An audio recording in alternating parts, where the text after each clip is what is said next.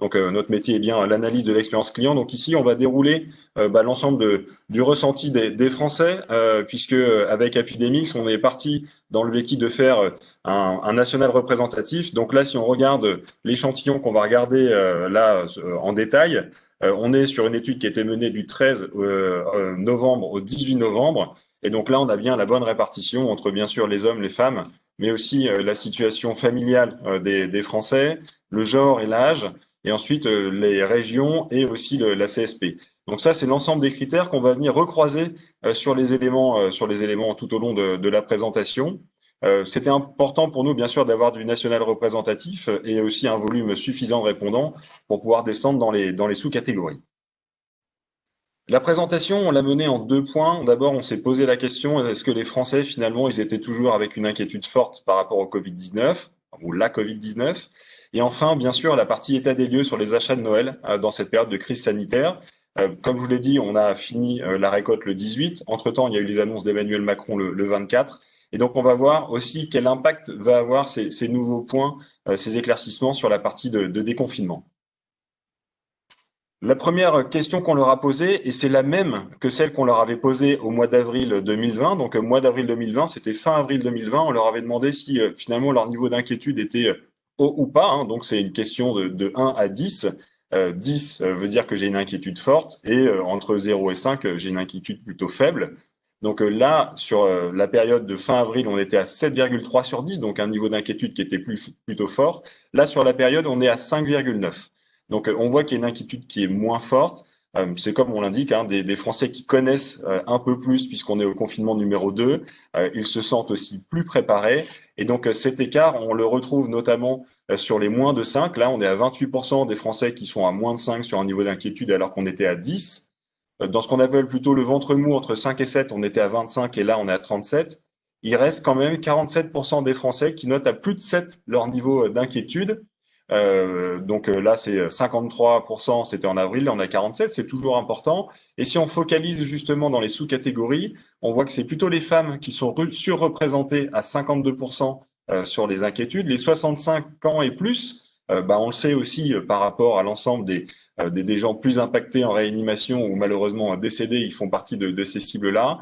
La région sud-ouest aussi est ressortie un peu plus que la moyenne. À l'inverse, des cibles qui se retrouvent moins dans ces niveaux d'inquiétude, les 18-44 ans, et aussi les Parisiens ou les gens habitant dans l'Île-de-France, qui voilà sont plutôt décalés, hein, à 36 par rapport aux 47. Donc d'une manière générale, des Français, on va le voir, qui sont un peu plus sereins, entre guillemets. Bon, à 5,9, ça reste un niveau d'inquiétude, mais quand même beaucoup plus bas que ce qu'on a connu lors du premier confinement. Alors la seconde chose qu'on leur a posée, c'est finalement ils sont peut-être inquiets, mais quels sont les points sur lesquels voilà, il y a le plus d'inquiétude? Là, ce qu'on voit, c'est qu'il y a un mouvement en fait qui s'est opéré. Donc là, pareil, vous retrouvez ici sur le côté ce qu'on avait vu en fin avril, et bien sûr ici maintenant les scores au niveau de novembre. Déjà, la première chose, c'est qu'au final, les Français sont moins sur des aspects de santé. Ils restent toujours sur l'économique parce que aspect de santé, c'était le numéro 1. On était à 77%. Les gens avaient peur, hein, la possible contagion par mes amis et par ma famille. Et l'autre point aussi, c'était la possible contagion sur l'ensemble du territoire. Donc là, on voit qu'on a beaucoup baissé puisqu'on a 45% sur la contagion. Là, c'est la même chose sur tout le territoire. On n'est plus qu'à 18 alors qu'on était à 55. Par contre, ce qui reste majeur et qui était déjà présent, c'est l'impact négatif sur l'économie. Et on voit que c'est particulièrement vrai pour les 45-64 ans ou les gens d'Île-de-France ou aussi ceux voilà, étant d'une CSP plus haute. Ça va être intéressant parce qu'on va voir notamment sur les budgets qui vont être alloués à Noël, ce sont des gens qui vont libérer un peu plus de budget. Donc il y a une conscience de crise économique, mais il y a aussi la volonté d'être acteur sur ce point-là. Un point qui était déjà sorti, mais qui n'était pas dans le top 3 au niveau d'avril, c'était la perte de liberté. Là, maintenant, ça revient dans le top 3. C'est la perte de liberté, liberté de déplacement. C'est vrai qu'on a eu des choses qui étaient un petit peu nouvelles, ce qu'on indique ici, notamment la partie de couvre-feu, surtout la partie voilà de contrôle. Et on vient de nous réannoncer que malgré le déconfinement au 15 décembre, on est allé continuer à avoir un couvre-feu alors qu'on ne l'a plus aujourd'hui. Ça fait qu'on a un peu quand même peur de cette perte de liberté, et c'est particulièrement vrai si je suis seul et sans enfant. La perte de pouvoir d'achat a plutôt baissé, donc ça c'est bon signe avant les fêtes. On était à 28% à fin avril et on n'est plus qu'à 15% sur la fin d'année. La perte d'emploi à 11%, c'est assez similaire et par contre on est un peu plus surreprésenté sur les 18-34, 45-54 et aussi sur les CSP négatifs. Un phénomène qui a disparu, c'est clairement la possibilité de pénurie. On était quand même à 20% à la fin avril. On se rappelle tous, voilà, le début un petit peu, je viens de dire même carnage dans les grandes surfaces ou autres quand le premier confinement est arrivé. C'est vrai qu'on n'a pas vécu ces phénomènes sur le deuxième. Et là, du coup, on est très faible. Hormis les 18-34, on le souligne ici parce qu'on va les retrouver. Ce sont ceux qui, voilà, ont vécu un peu plus cette peur et on va le voir que ça s'est déjà traduit par des comportements au départ. Alors, ici, c'est sauter sur la notion, ce qu'on leur avait posé, est-ce que finalement, le confinement va-t-il se poursuivre au-delà du 1er décembre? Je le dis, voilà, on leur a posé les questions jusqu'au 18. Maintenant, on a eu les annonces du 24. Le phénomène est que finalement, les Français étaient plutôt clairvoyants sur ce qui allait se passer. Hein, donc à 71%, ils pensent que le confinement va se poursuivre au-delà du 1er décembre. C'est vrai, puisque finalement, on va continuer jusqu'au 15. Euh, c'est finalement là Ouais, les c'est ce qu'il annonces m'a qui ont dit été. l'autre. Pardon? Non. Les annonces qui ont été faites sont un peu sont meilleures entre guillemets que ce qu'avaient imaginé les Français, puisque certains imaginaient qu'on allait continuer à être confiné pour le reste des fins d'année, notamment 25%. Et là, finalement, avec ces dates butoirs du 25, on voit que le déconfinement arrive plus tôt, notamment pour ce quart de Français. Donc finalement, et c'est ce qui a sorti aussi dans la presse, des nouvelles qui sont plutôt rassurantes sur cette date de déconfinement. Donc ça va permettre de libérer un peu plus les Français. Alors maintenant, si on rentre un peu plus sur Noël, dans ce contexte qu'on dit de crise sanitaire, mais comme je l'ai dit en préalable, il y a aussi cette notion de crise économique et de perte de liberté qui vient poindre un peu plus fort que sur la partie sanitaire. On leur a d'abord demandé est-ce que finalement ils avaient commencé à anticiper leurs achats. Et là, ce qui ressort, c'est que finalement, il n'y a qu'un quart pour l'instant des Français, donc au 18, qui avaient anticipé leurs achats. Donc ça, c'est plutôt une bonne nouvelle. Comme l'a dit Emmanuel, il y a eu pas mal de sujets qui ont été menés avec des commerces ouverts, non ouverts, essentiels, non essentiels. Donc tout le monde était en train de commencer à faire son bilan en disant finalement est-ce que j'ai loupé ce rush de Noël ou pas? Bon là le message est que finalement il y a un quart des Français qui ont commencé à anticiper leurs achats et spécifiquement pour le coup les jeunes à 18-34. Si vous vous rappelez les 3 slides précédentes, c'était ceux qui avaient le plus peur aussi de la pénurie. Donc c'est eux qui ont le plus anticipé, lié certainement à ce phénomène. Après, on a beaucoup de gens qui vont attendre le déconfinement pour les achats de Noël. Donc finalement, la libération, là, du 28, en tout cas pour les magasins, est plutôt un bon signal. Et c'était particulièrement vrai sur les populations un peu plus âgées, donc les plus de 65 ans, qui eux allaient attendre cette partie de déconfinement. 24 qui nous disaient qu'ils allaient attendre Noël et toujours une population, et ça c'est ce qu'on a quand même chaque année, 21% qui va attendre vraiment la dernière minute, donc là pas vraiment de surprise. Donc message essentiel ici, on a bien le rush de Noël qui va démarrer pour 3 quarts des Français à partir de samedi, donc il faut s'attendre clairement à avoir du monde, avec un contexte aussi de protocole sanitaire qui est pas encore tout à fait défini, mais voilà, le rush va bien se passer et on n'a pas eu de différence significative sur les différentes dates de confinement. Là, je reviens un petit peu en arrière. En avril, on avait posé des questions aux Français aussi dans ces contextes de pré-déconfinement. Finalement, quels étaient les éléments les plus prioritaires qu'ils aimeraient faire passer comme message aux enseignes? Qu'est-ce qui va le plus les toucher? Et déjà en avril, on avait la notion de production française ou locale, le rapport qualité-prix qui arrivait en deuxième à 61. Alors, vous voyez que d'ailleurs, on a Mars sur le côté parce que cette étude, en fait, on l'avait lancée avant le confinement et compte tenu des annonces qui sont arrivées, dont on ne se doutait pas, on l'a refaite en avril pour voir si il y avait eu des gros mouvements suite à ces annonces. Bon, là, on voit que les tendances sont plutôt les mêmes. Il y a le label pour l'économie responsable, aussi la reprise des articles usagés et d'être davantage récompensé sur la fidélité. Donc voilà un peu les 5 drivers majeurs qui nous avaient été déclarés en avril. Et ben, du coup, on leur a posé la même question. Enfin, on leur a dit finalement, quand vous allez faire vos achats de Noël, comment vous allez faire vos achats? Eh ben, on a des notions qu'on va vraiment pouvoir retrouver. C'est notamment le fait de privilégier pardon, les boutiques locales. C'est déjà un des points majeurs, et aussi les achats français. Donc là, on a vraiment un acte un petit peu plus solidaire, entre guillemets, et qui revient aussi aux craintes qu'on a vues en avant sur le contexte économique, sur la sauvegarde de nos entreprises. Donc ça, c'est une bonne nouvelle pour les commerces sur le côté local. C'est particulièrement vrai, on le voit sur les 65 ans et plus. C'était particulièrement vrai pour ceux qui étaient soucieux de l'économie. Et ça l'était aussi sur ceux qui étaient en attente de déconfinement. Donc maintenant que les dates, entre guillemets, de déconfinement sont là, on va avoir ce recours à cette boutique locale. Sur la partie des achats français, c'est pareil, les 65 ans, les inquiets pour l'économie et les attentes de déconfinement. Le rapport qualité-prix qui était dans le top 5 bah, ressort bien ici, en point numéro 3, il était en point numéro 2 en avril. Il est bien sûr très scruté pour ceux qui sont seuls avec les enfants, et on voit que c'est ceux aussi qui vont travailler un peu plus leur budget, qui ont eu forcément moins de ressources. Les achats en ligne à 14%, certains qui vont les privilégier, et notamment les jeunes, a dit les 18-34 qui sont montés à 25%, et ce sont ceux aussi qui ont le plus anticipé, entre guillemets, leurs achats. On l'avait dit, c'était les 25% qui avaient le plus anticipé leurs achats avant les dates connues d'ouverture des points de vente.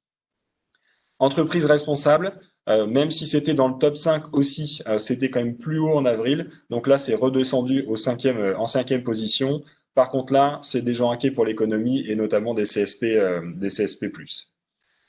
Je vais faire un petit point ici sur la partie Amazon. Amazon s'est déclaré à 11%. Les dernières parts de marché données d'Amazon, bah, notamment sur un article d'LSA, nous donnent un 13%.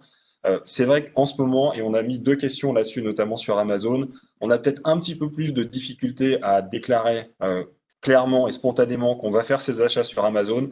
Donc je pense qu'on aura quelques points de plus que ce qui est déclaré aujourd'hui. Par contre, on n'est pas dans le raz-de-marée qui est pour l'instant annoncé, hormis sur les 18-44, on le verra aussi un peu plus tard, qui sont surreprésentés sur cette catégorie. Là, j'en viens au niveau du budget. Donc là, au niveau du budget, il y a déjà pas mal d'infos qui circulent depuis, on va dire, une quinzaine de jours. Nous, on leur a demandé de se positionner sur trois sujets, en fait. Est-ce que finalement, sur les budgets qu'ils vont dépenser pour les achats de Noël, on leur avait proposé trois modalités. Je veux continuer à gâter mes enfants pour Noël. Donc là, ils sont à 32% et ils sont notamment à 39 sur la partie 65 ans et plus, donc la partie notamment grands-parents. Euh, il y a, il y avait une grosse discussion sur le décalage ou pas du Black Friday, bon, qui finalement a été décalé à la semaine prochaine. Donc là, on avait posé la question, est-ce que je vais essayer de profiter de ces opérations spéciales, Black Friday, puis les soldes qui arriveraient éventuellement en janvier. Donc là, c'est 16%. Par contre, c'est bien sûr surreprésenté sur la partie jeune. Ils sont 30% à déclarer attendre vraiment le dernier moment. Et enfin, 51% des Français qui nous disent qu'ils vont dépenser moins que l'année dernière. Alors nous, on n'est pas parti dans l'optique de dire quel est votre budget moyen en euros. On leur a plutôt demandé si derrière il y allait avoir une baisse et si cette baisse, elle était de combien. Donc, dans un premier temps, 51% nous disent qu'ils vont dépenser moins. Euh, une partie plus importante sur les 45-54, parce que ça monte jusqu'à 59. Les personnes seules, ici à 65, et surtout aussi ceux qui sont en achat dernière minute. Donc là, clairement, une population de gens qui vont essayer de bénéficier de la meilleure des offres. Quand on regarde sur le cumul de ceux qui sont de moins de 10 à moins de 50, on voit que c'est ceux qui sont encore les plus inquiets sur la première question sur vraiment la Covid. Hein. Donc, ils n'ont pas tout à fait été déstressés sur cette partie-là. Vous vous rappelez, il y a à peu près 47% des Français qui sont au-delà de 7 sur leur indice d'inquiétude sur le Covid. Donc, c'est cela que l'on trouve. Par contre, on avait aussi des gens qui étaient plutôt pessimistes sur le déconfinement. Et donc là, on va clairement rattraper une partie de ces gens-là. Ils étaient surreprésentés parce qu'ils sont à 39. Et là, maintenant qu'on a une date qui est plus claire, on peut être complètement plus optimiste sur le fait des dépenses de fin d'année. Maintenant, voilà, nous, on n'a pas vu le signal que les budgets allaient clairement augmenter. On est plutôt sur ce point de vigilance à apporter en disant attention, il y a quand même cette notion de budget contraint, il y a quand même la crise économique qui arrive en numéro 2 juste après le sanitaire. Donc voilà, il va falloir créer un peu de magie, un peu de féerie, c'est ce qu'on va revoir derrière pour permettre de libérer ce budget qui, pour le coup, pourtant est là. Toutes les études qui sont menées, et c'est vrai que nous on travaille quand même pas mal de banques sur l'épargne a été constituée. Donc maintenant, le fait de se remettre dans ces conditions de Noël qui sont compliquées, puisque jusqu'à, entre guillemets, mardi, on ne savait même pas si on allait pouvoir finalement organiser Noël dans nos familles, c'est là cette fédérie qui est à mettre en place en 4-5 semaines qui va pouvoir permettre de libérer le budget. Après, on s'est intéressé aux canaux de commande. Et ça, c'était déjà une question qu'on avait posée en avril, puisqu'on sait qu'il y a eu beaucoup, voilà, vous avez innové énormément de choses dans l'ensemble de vos commerces. Alors, il y avait notamment l'alimentaire qui était un petit peu plus prêt, entre guillemets, notamment sur des notions de drive ou de retrait en point de vente. Le non alimentaire s'y est mis un petit peu en urgence. Ici, ce qu'on avait déjà noté en avril, c'est le point le plus intéressant, ce sont les barres bleues que vous voyez ici avec des gens qui ont été les premiers utilisateurs pendant le confinement, notamment les points relais qui ont gagné 5 points, la livraison à domicile en commande Internet plus 10, la livraison à domicile sur les commerçants de quartier plus 11, les drives en alimentaire plus 15 et le retrait en magasin plus 10. Dans le non-alimentaire, c'est pareil. On a gagné plus 6 en points relais, 10 en commande Internet, 9 sur le commerçant de quartier, 9 en drive et 7 en retrait magasin. Ce qui était intéressant, c'était que les Français nous avaient dit, allez, quasiment, pardon, entre 9 et 10, donc entre 80 et 90% des Français ont dit, moi, je suis convaincu et je vais continuer à l'utiliser. Et bien là, quand on leur a demandé finalement, maintenant pour Noël, quelles sont les solutions qu'ils voulaient voir, et ben ça se confirme. Non seulement ils ont continué à les utiliser entre la fin du premier confinement et le nouveau confinement, mais c'est clairement quelque chose sur lequel ils se projettent. Aujourd'hui, ils sont tout à fait à l'écoute de ces nouvelles solutions. Ils sont beaucoup plus aguerris. Ils aimeraient quand même qu'on puisse les rassurer ou en tout cas leur faire profiter. Alors déjà, de gratuité, mais surtout leur garantir la livraison pour Noël. Il y a quand même ce sentiment qu'on démarre un petit peu plus tard que la normale. Donc, c'était déjà exacerbé les autres années. Ça revient forcément plus fort maintenant qu'on sait qu'il y a moins de temps pour faire ses courses, qu'il y a toujours des contraintes qui vont être opérées. Donc là, il va falloir rassurer. Si on prend dans l'ordre, donc la livraison à domicile gratuite par l'enseigne où j'ai réalisé mon achat est numéro 1 à 39.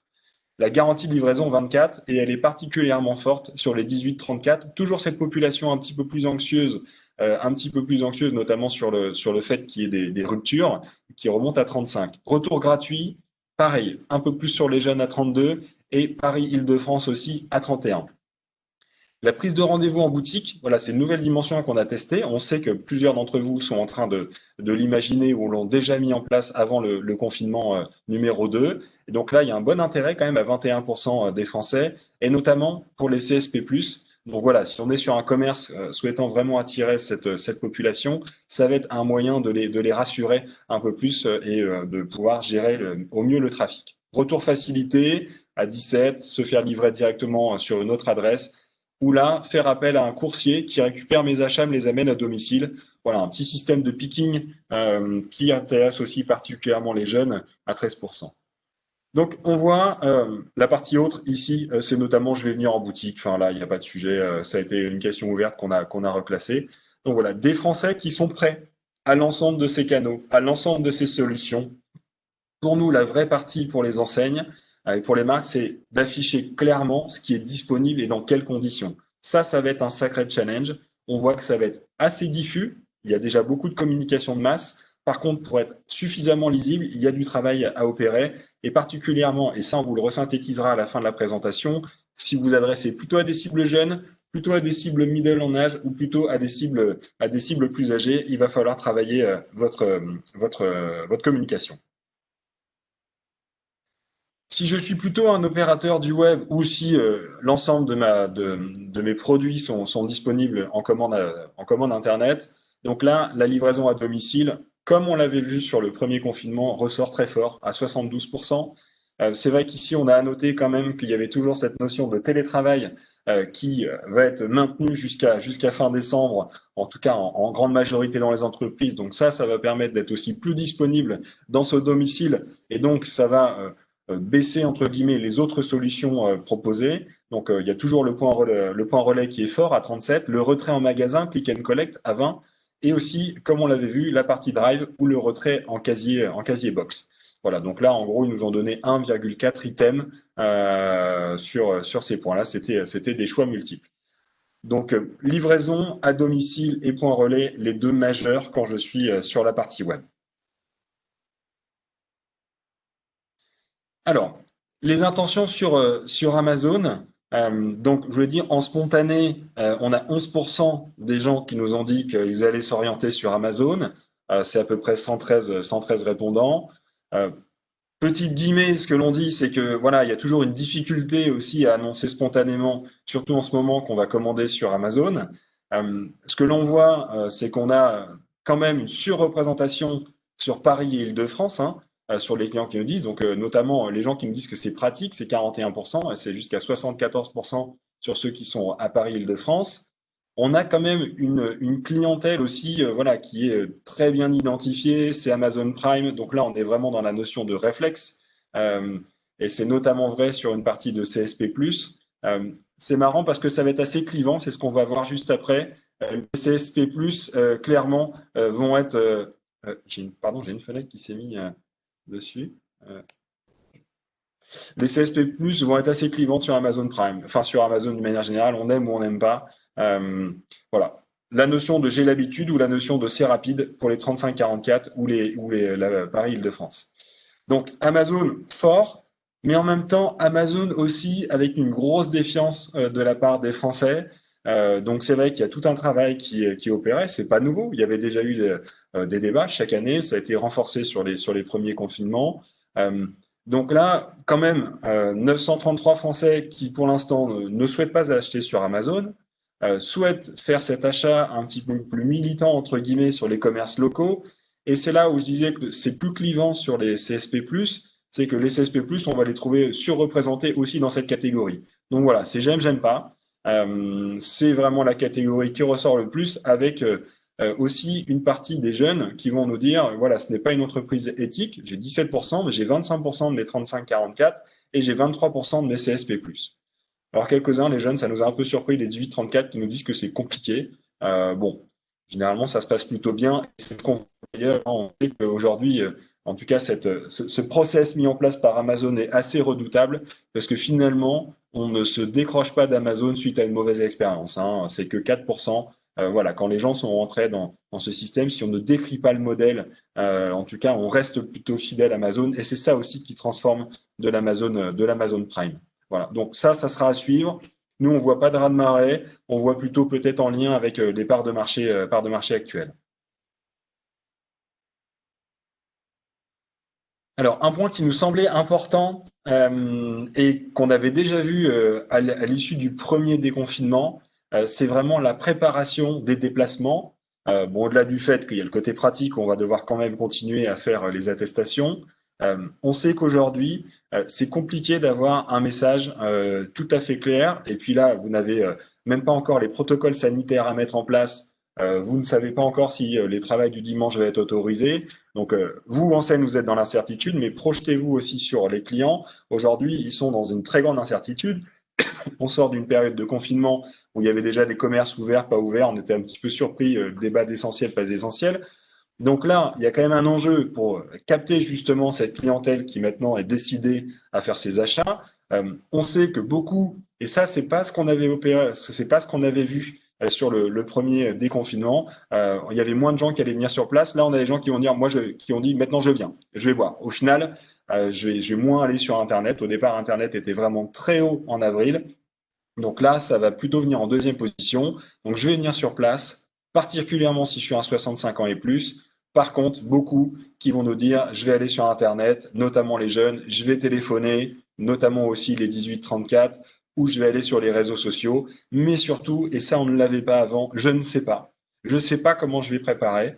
Donc là, le message à faire passer, c'est soyez certain d'être bien en ligne sur l'ensemble des informations et sur l'ensemble des canaux que vous allez proposer à vos clients, que ce soit ce qui va être dit à votre service client, ce qui va être sur votre Google Commerce, ou tout simplement sur vos réseaux sociaux. Il est important puisque le sourcing va se faire sur les clients en amont pour qu'ils puissent rationaliser leurs déplacements. Donc, il faut vraiment être clair à partir du moment où le protocole sera bien établi chez vous pour permettre justement cette facilité de déplacement directement dans vos points de vente. Et comme je dis, une grosse incertitude ici sur les 34, donc il y a encore des gens à convaincre aussi et à orienter sur le canal que vous préférez. On en vient sur la partie de synthèse. La synthèse, on l'a prévue en différents points, et notamment en disant, voilà, le temps est compté. On a essayé de résumer ici ce qui nous sortait en plus notable, entre guillemets, par rapport notamment à des classes d'âge. Euh, Là, si vous êtes plutôt mass market, le tronc commun de tout ça, c'est plutôt les 35-64 ans. Si vous ne pouvez pas, entre guillemets, saucissonner vos communications à cette période de l'année, vous ne tromperez pas si vous affichez ces messages-là, c'est-à-dire euh, décembre, c'est la clé, on démarre.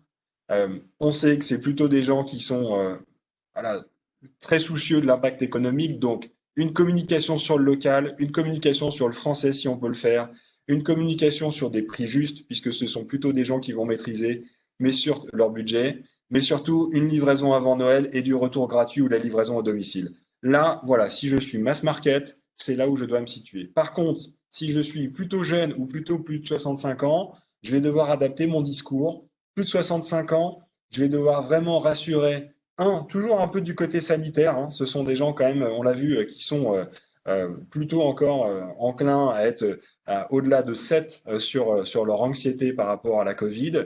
Donc, bien les rassurer, bien sûr, sur le protocole, mais bien sûr, jouer le côté local, jouer le côté français, mais surtout jouer le côté plaisir, convivialité, Made in France. C'est là où se situe une bonne partie du budget. Ce sont ceux qui vont être les moins regardants, ce sont ceux qui ont qui ont envie de faire plaisir et qui seront peut-être les premiers, entre guillemets, à réanimer ce côté Noël. Voilà. Enfin, si je dois travailler plutôt sur la partie des jeunes, les 18-34, voilà, on sait que c'est des gens qui ont libéré déjà plus leur budget, ils ont été surreprésentés sur les achats avant Noël, ont laissé un peu plus digital native, habitués pardon, à du Vinted, du Le Bon Coin, avec une expérience un peu sans couture, un peu plus représentée dans Amazon. Bon, clairement ici, on va avoir une bonne cible pour le Black Friday. Donc, dans les offres à mettre en place, ne venez pas les cannibaliser avec plutôt du 65 ans et plus, qui est prêt à dépenser un peu plus sur cette période et à se faire plaisir. Là, par contre, si on veut des jeunes, c'est rapidité, simplicité, enfin garantie de livraison avant Noël, et la simplicité avec retour gratuit, spécifiquement aussi pour ceux qui sont clientèle Amazon. Donc voilà, si on peut axer, entre guillemets, nos communications, ou tout simplement, si on veut donner un message aux gens qui vont être là pour gérer les files d'attente et qui vont pouvoir repérer un peu les âges, voilà, quelqu'un entre 18 et 34 ou plus 65 ou entre les deux, on arrive, entre guillemets, à l'identifier. L'idée, c'est peut-être d'avoir cet accueil un petit peu plus personnalisé parce qu'on va clairement voir que les attentes sont différentes. Voilà. Donc, dans cette synthèse, en étant généraliste, on peut quand même avoir ce petit clin d'œil, peut-être pour une personne plus âgée, ou tout simplement cette recherche d'efficacité quand je vais avoir un 18-34 qui va venir, ou alors un message plus rassurant sur l'origine des produits, sur le fait qu'on soit une entreprise française, locale ou autre, pour les 35-64. Un autre point qui nous semble primordial, et ça, c'est vraiment un phénomène qu'on a vu spécifiquement. Alors, le phénomène du chiffre additionnel quand l'expérience se passe bien, nous, on l'observe sur toutes les enseignes avec lesquelles on travaille, pour ceux pour lesquels on gère les NPS ou autres. Quand vous êtes ambassadeur d'une enseigne, généralement, votre ticket de caisse moyen, il est 15% supérieur à celui d'un client plutôt neutre ou à l'inverse d'un détracteur. Donc, c'est vrai que la clé, quand même, c'est de gérer, bien sûr, une bonne expérience. Ici, on est, nous, en partenariat avec Meilleure Chaîne de Magasins. On gère les enquêtes chaque année. Là, ici, c'est l'enquête qu'on a menée pour l'élection de cette année, du 15 juin au 30 août. Donc là, on était sorti de déconfinement. On a quand même 200 000 votants, donc 200 000 Français. C'est la première fois où on voit que des critères liés notamment à l'amabilité des équipes ou la compétence des équipes ou l'ambiance sont en baisse. Et c'est vrai que c'est un énorme challenge en ce moment, et même avant, d'être sympa, avenant, ouvert, bien sûr avec un masque, bien sûr avec un protocole sanitaire à respecter et à faire respecter par les clients, puisqu'on sait que aussi beaucoup de clients ont un peu outrepassé ça et que c'est jamais sympa de faire la police entre guillemets dans son point de vente. Pour autant, là, il va falloir vraiment jouer sur ce côté-là, encore plus sur Noël. C'est vrai qu'on a observé à la sortie des confinements des NPS qui se sont envolés avec des très bons scores. C'était aussi, et nous on a fait souvent le parallèle avec le remerciement des soignants. Au premier déconfinement, les gens étaient tellement contents de retomber, de refaire leurs courses que voilà, il y a eu ce phénomène, tout le monde s'aime et donc on est plutôt sympa. Nous, on a vu une stabilisation des NPS et pour certains même une petite baisse. Là, c'est la deuxième enseignement qu'on a à travers cette étude, c'est que voilà, ça s'est prolongé aussi sur cette période d'été. Il y a une statistique qui est sortie ce matin sur le moral des Français qui est bas. On était sur un indice normalement de 100 et là, on vient de tomber sur un indice de 90. Donc, il faut quand même, et ça je le sais, c'est difficile pour les équipes, ayant moi-même une équipe, de redonner le moral, en tout cas de pouvoir faire en sorte qu'il se passe une petite alchimie dans les points de vente, puisque c'est que ça qui va permettre de diminuer ce qu'on a dit sur l'impact des budgets et qui va permettre de faire augmenter le ticket moyen. Donc là, il y a un vrai enjeu. Euh, il faut certainement aussi pouvoir animer ces files d'attente, puisque files d'attente, certainement, il y aura. Il y a un petit système qu'on a vu notamment avec Whitelink. C'est un QR code qu'on peut mettre sur sa boutique, on peut le flasher, c'est gratuit pour les commerçants et ça permet de créer une file d'attente virtuelle. Ça, mine de rien, ça peut faciliter des choses ou tout simplement offrir un café, un peu d'animation, un petit mot va permettre voilà, de bien préparer son client pour être certain d'avoir du chiffre d'affaires additionnel. Mais là, l'enjeu de l'ambiance, particulièrement sur Noël, va être ce qui va permettre d'augmenter le ticket moyen. Le dernier point, on le reprend, mais il est majeur. Le fait de savoir comment on va organiser, entre guillemets, sa partie de shopping, être bien en ligne sur l'ensemble de ces canaux, à partir du moment où le protocole sera connu, ça va être un point majeur. Les Français ne vont pas sortir tous, en tout cas, il y a 30% qui vont sortir d'office, 35% pour aller en point de vente, mais quand même beaucoup vont préparer en amont leurs achats, et pas que sur le fait de regarder les meilleurs prix, mais vraiment de savoir si vous êtes ouvert, si vous faites des horaires élargis, si vous allez pouvoir offrir un service le dimanche, si tout simplement vous allez faire aussi du click and collect ou alors de la prise de rendez-vous. Donc voilà, travailler la cohérence d'information sur les canaux. On pense toujours que ça fonctionne bien. Testez-les. Généralement, on voit toujours des bugs. Dans le chat, on ne donne pas le même message. Sur les réseaux, sur les différents réseaux sociaux où je suis présent, c'est pas toujours le même. Donc là, il y a un énorme challenge puisque c'est ça qui va permettre de générer facilement du trafic. Voilà sur la partie de l'étude. L'objectif était de vous le présenter rapidement en une demi-heure. Bien évidemment, elle va être disponible en replay pour que vous puissiez voilà, vous reposer et aussi transposer entre guillemets vos enseignes par rapport à ces enseignements. J'ai pas vu dans le chat, voilà, a priori il n'y a pas trop de questions, donc c'est peut-être qu'on a été clair, ou c'est peut-être, n'hésitez pas aussi à nous reposer des questions à l'issue, on pourra compléter. Emmanuel, peut-être je te laisse sur un mot. Oui, en tout cas, bravo. Enfin, bravo. Puis je pense que c'est très instructif pour tout acteur du commerce, parce que enfin, vous avez fait l'effort d'aller vers des conclusions opérationnelles. Donc, c'est quand même ce qui est important en ce moment. Quelques éléments d'infos avant de revenir à ce que tu disais. Donc, il y a eu sur l'ouverture du dimanche, il y a eu une circulaire de Pénicaud qui vers les préfets pour inciter les préfets à instruire très vite les demandes d'ouverture, alors que toutes les fédérations sectorielles sont en train de demander des ouvertures, en tout cas pour ceux qui ne bénéficient pas déjà d'ouverture du dimanche à partir de ce dimanche-là, du 29. Donc, je pense que ça va être un vrai bazar, parce que c'est pas évident à faire. Mais en tout cas, les fédérations y travaillent. Et sinon, il faut que chaque enseigne fasse sa propre demande auprès des préfets. Donc ça, c'est juste pour info pour ceux qui nous écoutent. Pour le reste, c'est sûr que on voit un peu ce que tu mets en avant. C'est-à-dire qu'il y a toujours le sujet de rassurer. Donc ça, c'est un sujet évidemment sur lequel tout le monde est, parce qu'il y a l'application du protocole. Mais au-delà de ça, et c'est ce qu'il ne faut pas oublier, et c'est évidemment très difficile parce que parfois un peu antinomique, comment j'arrive à rassurer d'un côté et à créer une ambiance plaisir et convivialité de l'autre. Donc c'est la combinaison des deux. Sinon, tu peux plus vite faire effectivement de l'application de protocole dans la tristesse, parce que forcément, il y a tellement de choses à regarder. Et si on se met à la place des équipes, c'est évident que avant tout, c'est de faire en sorte que tout le monde soit en sécurité, à la fois côté collaborateur et côté client. mais il faut faire le geste de plus, le comportement de plus qui fasse qu'effectivement, malgré ça, malgré le masque, malgré tout ça, les clients se sont en envie de faire plaisir et de se faire plaisir. Et je pense que ça, c'était le message important de ce que tu as dit. Le sujet de l'info, oui, parce qu'il y a tellement de choses. Nous, on est dedans, tout le monde, vous êtes dedans, mais comment faire pour être sûr que vos clients, avant même de se déplacer dans un lieu physique, en regardant Internet, s'assureront que vous êtes ouvert le dimanche, pas le dimanche, jusqu'à quelle heure, etc. Et ça, c'est vrai qu'il faut apporter plus que d'habitude encore une attention à ça parce que il est certain qu'une partie des clients vont se déplacer à coup sûr, comme ils l'ont fait d'ailleurs au premier déconfinement. C'est-à-dire que je rappelle qu'au premier déconfinement, on avait moins de trafic, mais des gros paniers des gros paniers moyens. Et là, il n'est pas complètement impossible que ce soit le cas aussi. Mais par contre, il faut que les gens se déplacent. Et si l'info n'est pas fiable ou pas sûre avant de se déplacer, il y a toujours un risque que ce soit difficile. Et par ailleurs, le dernier sujet qui est fondamental, qui est très difficile à gérer pour vous, hein, on en a bien conscience, c'est le problème de l'impact des files d'attente. C'est-à-dire qu'effectivement, comme dans les achats de Noël, c'est pas un achat utilitaire comme un achat classique où on va à un endroit, on sait ce qu'on va trouver et donc on va, etc. Là, on est dans un achat, malheureusement, où tout le monde ne saura pas à l'avance exactement ce qu'il va acheter. Donc, il va falloir se fader plusieurs queues successives, etc. Et on voit bien que c'est hyper. Ça peut être anxiogène pour certains, mais ça peut surtout être énervant.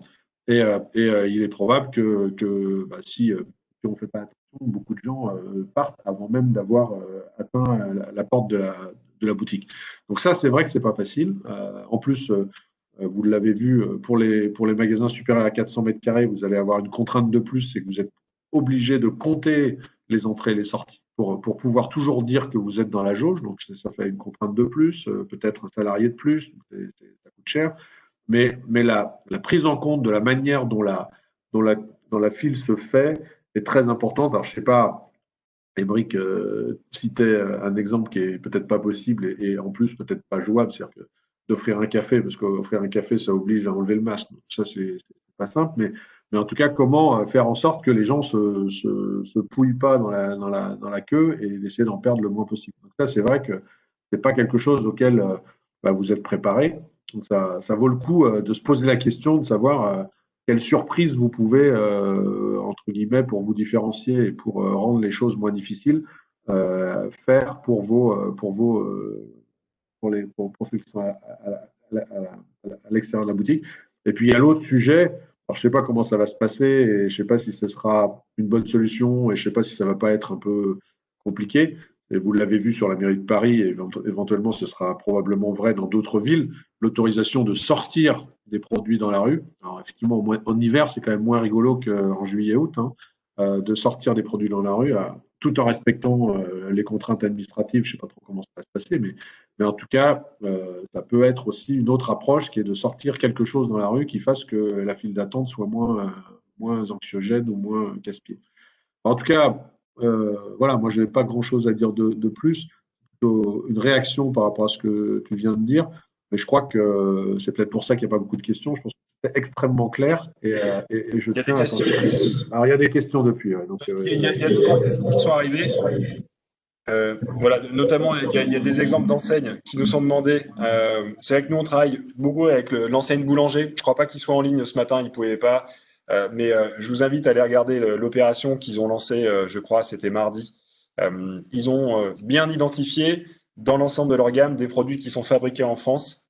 Notamment, si vous achetez ces produits fabriqués en France, en fonction du prix, entre guillemets, d'achat du produit, il y a une partie qui va être reversée sous forme de chèque pour aller au restaurant ou donc qui peut être utilisé par le consommateur ou et alors il peut tout simplement le donner à du personnel soignant. Donc c'est vrai que là, bon voilà, c'est un exemple, tout le monde ne pourra pas forcément le faire, mais c'est quelque chose qui est assez en ligne finalement avec le fait d'être une enseigne engagée, le fait de proposer aussi du multicanal parce que c'est vrai qu'il y a déjà du drive, du click and collect et le drive voilà a été lancé au premier confinement et là il est en train de se professionnaliser pardon chez Boulanger, mais il y a aussi le fait voilà d'avoir réussi à s'associer sur quelque chose de malin avec achat français, mais aussi voilà, un cashback qui va être opéré au profit soit des clients directs pour aller au restaurant ou soit au profit des soignants. Voilà.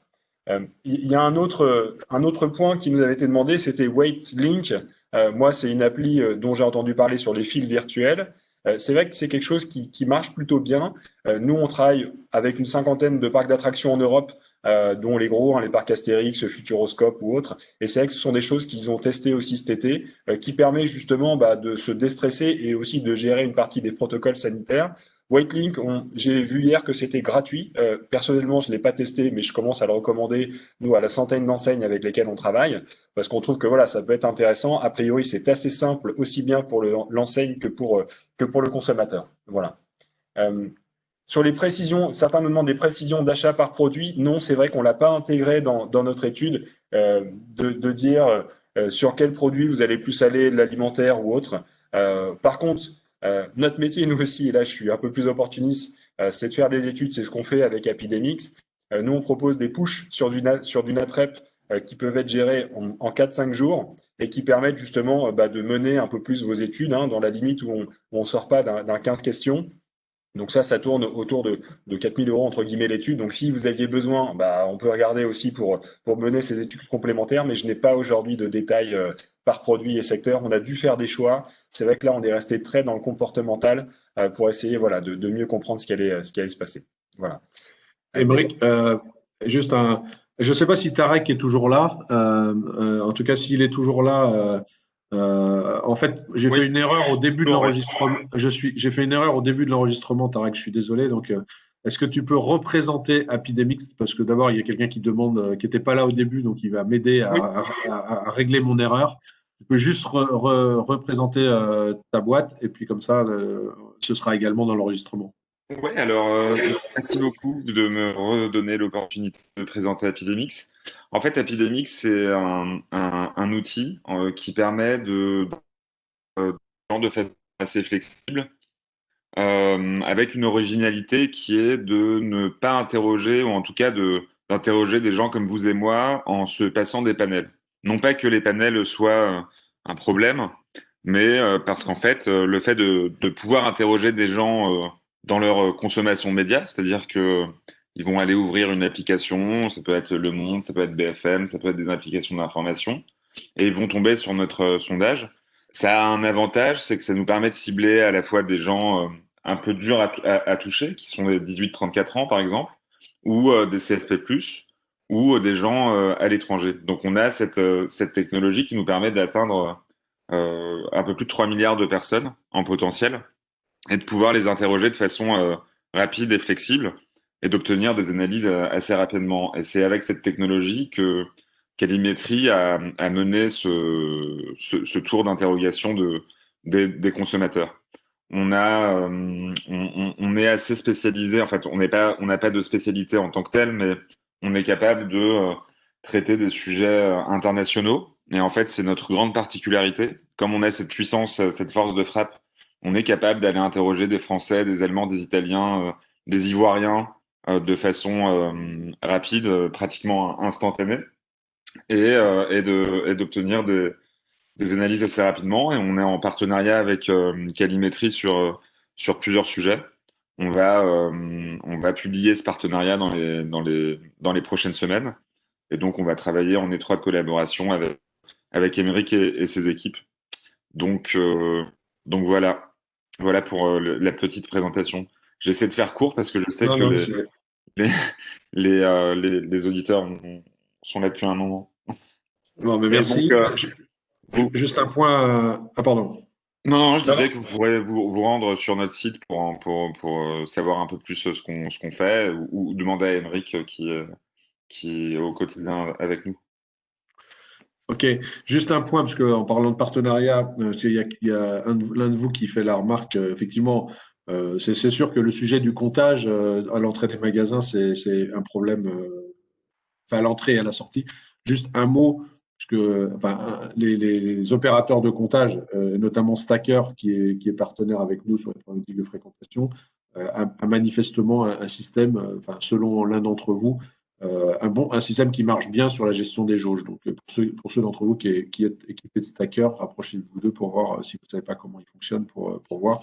Voilà, peut-être que c'est le cas aussi des autres opérateurs de comptage. Et une question pour toi, Émeric, du coup, Oui.